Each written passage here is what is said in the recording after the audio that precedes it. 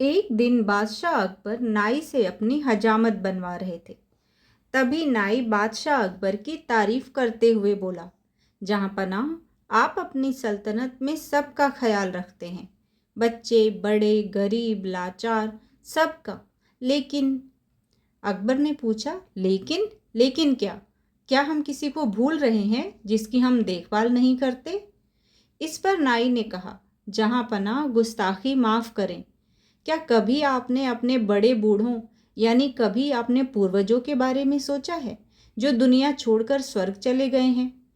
अकबर ने कहा, लेकिन हम तो उनका भी ख्याल रखते हैं, उनके हक में हम दुआ करते हैं, उनकी याद में हमने शाही मकबरे बनवाए हैं। नाई ने कहा, लेकिन जहाँ पनाह, क्या कभी आपने किसी को स्वर्ग भेजा है अपने पूर्वजों की खबर लेने के लिए कि वहाँ उन्हें किसी चीज़ की ज़रूरत तो नहीं है? अकबर बोले, ये क्या कह रहे हो? कोई स्वर्ग जाकर वापस कैसे आ सकता है? तुम्हारा दिमाग खराब हो गया है क्या? कोई स्वर्ग की यात्रा करके वापस कैसे आ सकता है आखिर? नाई बोला, जहाँ पनाह, मैं सच कह रहा हूँ, स्वर्ग की यात्रा करके वापस आया जा सकता है। मैं एक ऐसे योगी बाबा को जानता हूँ जो स्वर्ग भेजकर वापस बुला सकते हैं। वजीर अब्दुल्ला भी उनके भक्त हैं। आप चाहें तो वजीर अब्दुल्ला से कहकर उन योगी राज को बुला सकते हैं। अकबर ने कहा, ठीक है, तुम कल ही वजीर अब्दुल्ला से कहकर उस योगी को बुलाओ। फिर अगले दिन वजीर अब्दुल्ला उस योगी बाबा को लेकर आते हैं। अकबर ने पूछा, वजीर अब्दुल्ला, क्या योगी बाबा दरबार में आ गए हैं? तब वजीर अब्दुल्ला ने जवाब दिया, जी जहाँ पनाह, वो दरबार के बाहर ही खड़े हैं। आपकी इजाज़त हो तो उन्हें बुलाया जाए। अकबर ने कहा, जी, आप उन्हें अंदर बुला लीजिए। जब योगी राज निरंजन बाबा दरबार में हाजिर हुए तो बोले, अलख निरंजन, मेरा नाम योगी निरंजन बाबा है। अकबर ने पूछा, हमने सुना है योगी जी, आप किसी को भी स्वर्ग भेजकर वापस बुला सकते हैं, क्या ये बात सच है? योगी बाबा ने कहा, हाँ हुजूर, मैं किसी को भी स्वर्ग भेजकर वापस बुला सकता हूँ। अकबर बोले, हमें भी अपने पूर्वजों के बारे में जानकारी चाहिए कि वे स्वर्ग में कैसे रह रहे हैं, उन्हें वहाँ किसी चीज़ की ज़रूरत तो नहीं है। तब योगी राज बोला, आप किसी भरोसेमंद इंसान को स्वर्ग भेज सकते हैं जो स्वर्ग के मोह में ना फंसकर वापस आ सके। वजीर अब्दुल्ला ने कहा, जहाँ पनाह, आप बीरबल को इस काम के लिए भेज दीजिए। बीरबल से ज़्यादा भरोसेमंद और कौन हो सकता है? अकबर ने बीरबल से पूछा, बीरबल, क्या आप हमारे लिए स्वर्ग जाएंगे? बीरबल ने कहा, जी जहाँ पनाह, मैं स्वर्ग जरूर जाऊंगा, लेकिन उससे पहले मैं निरंजन बाबा से कुछ पूछना चाहता हूँ। योगीराज, इस यात्रा में कितना समय लगेगा? योगीराज बोला, इस यात्रा में कम से कम 2 महीने लगेंगे, अगर तुम स्वर्ग के सुख के मोह में ना फंसे तो। फिर बीरबल ने पूछा, योगी जी, आप मुझे स्वर्ग कैसे भेजेंगे? योगीराज ने कहा, मैं एक पवित्र आग जलाऊंगा, उसमें तुम्हें प्रवेश करना है। वैसे तो ये क्रिया कहीं भी हो सकती है, लेकिन हम इसे गंगा नदी के किनारे करेंगे। बीरबल ने अकबर से कहा, जहाँ पनाह, क्योंकि मैं काफ़ी दिनों के लिए अपने घर से दूर रहूँगा, इसलिए मैं 4-5 दिन की मोहलत चाहता हूँ, कुछ अधूरे काम निपटाने हैं। अकबर ने कहा, ठीक है योगीराज, आप ये काम 5 दिन बाद संपन्न करें। अब 5 दिन बाद बीरबल को जलाने के लिए ले जाया जाता है। स्वर्ग की यात्रा के लिए योगीराज विधि संपन्न करता है। वह एक चिता पर फूल और कुछ सामग्री डालते हुए और बीरबल के माथे पर तिलक करके उसे चिता पर लेट जाने को कहता है। अकबर ने बीरबल से कहा, हमें आपकी बहुत याद आएगी, आप जल्दी लौटने की कोशिश करना। बीरबल ने जवाब दिया, जी जहाँ पनाह, मैं जल्दी लौट आऊँगा। और फिर 2 महीने गुजर गए और शहंशाह अकबर बहुत चिंतित हो गए। वे एक दिन दरबार में बोले, हमें बीरबल की बहुत याद आ रही है। 2 महीने गुजर चुके हैं पर बीरबल अभी तक नहीं लौटे, हमें बहुत चिंता हो रही है।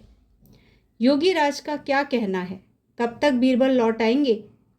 तब वजीर अब्दुल्ला ने कहा, जहाँ पनाह, हो सकता है बीरबल को स्वर्ग के सुख बहुत भा गए हों और वह उन्हें वहाँ से छोड़कर आना ही ना चाहते हों। अकबर ने कहा, नहीं, ऐसा कभी नहीं हो सकता। बीरबल ऐसा कभी नहीं कर सकते हैं, हमें उन पर पूरा भरोसा है। उसी वक्त वहां पर बीरबल आ पहुंचे।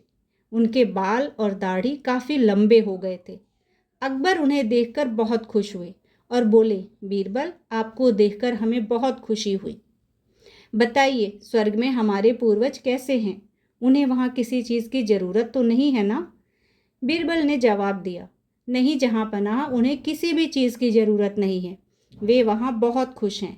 लेकिन बीरबल, आपने अपने बाल इतने क्यों बढ़ा लिए हैं? बीरबल ने कहा, जहाँ पनाह, मेरे ही नहीं, वहाँ पर सभी के बाल बहुत लंबे हैं।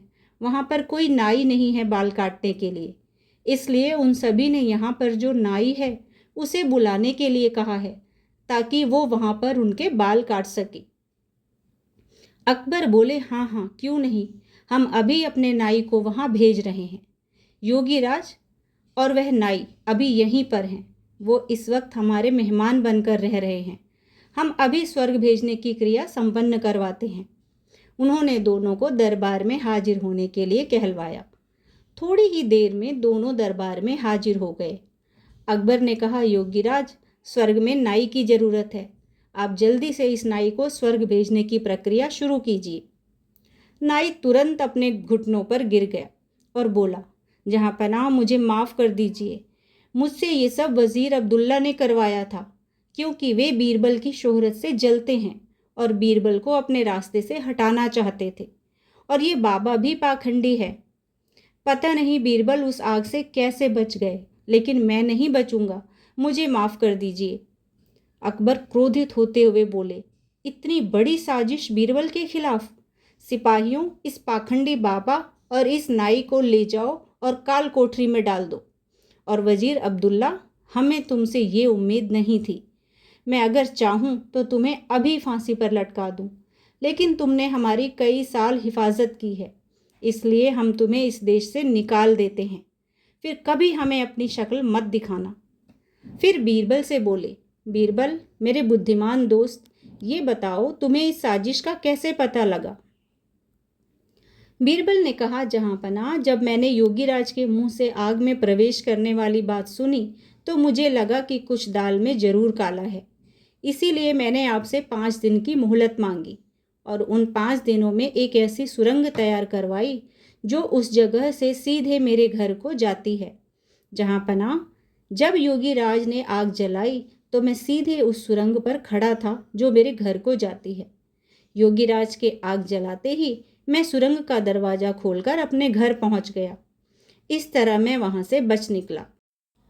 मैं चाहता था कि ये लोग अपना गुनाह खुद कबूल करें, इसलिए मैंने 2 महीने तक अपने बाल नहीं काटे, क्योंकि मैं जानता था कि इन तीनों में सबसे कमज़ोर कड़ी नाई ही है। अकबर खुश होते हुए बोले, वाह बीरबल, एक तुम ही हो जो ऐसा कर सकते हो। तुम्हारे जैसा कोई नहीं है।